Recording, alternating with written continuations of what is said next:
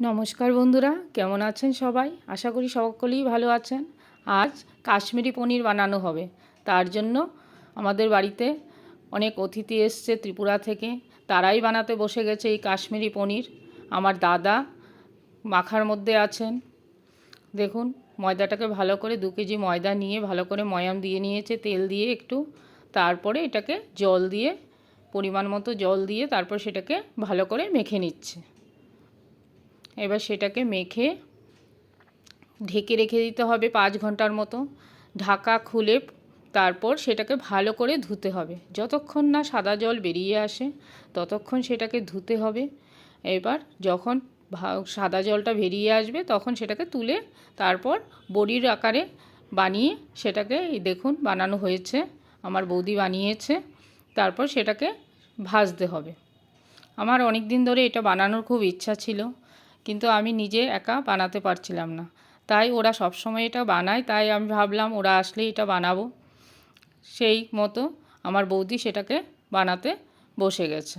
দেখুন, এবার ওগুলিকে ভাজবে। এবার ভাজার জন্য তেল দিয়ে কড়াতে এবার দিয়ে দিল বড়িটাকে। দিয়ে ভালো করে দেখুন কি সুন্দর ফুলে উঠেছে একদম। একটু যখন লাল লাল হয়ে আসবে এগুলিকে তুলে নেওয়া হয়েছে।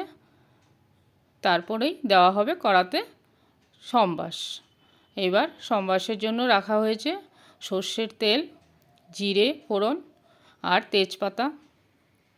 এবার জিরে তেজপাতাটা যখন লাল লাল হয়ে আসবে তখন কয়েকটা টমেটো দিয়ে দেওয়া হবে।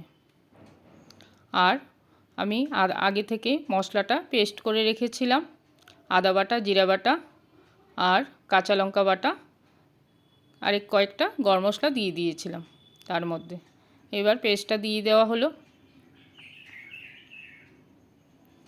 তার সঙ্গে হলুদ, নুন আর লঙ্কার গুঁড়ো দিয়ে ভালো করে এটাকে কষিয়ে নিতে হবে। এবার কষিয়ে তার মধ্যেই দিয়ে দেওয়া হলো এই যে ভেজে রাখা পনিরগুলি। দিয়ে তারপর সেটাকে ভালো করে নাড়াচাড়া করে পরিমাণ মতো জল দিয়ে সেটাকে ঢাকা দিয়ে দেবে। এবার আমিও এখান থেকে শিখে নিলাম। পরবর্তী সময়ে আমিও আপনাদের একবার করে দেখাবো নিশ্চয়ই।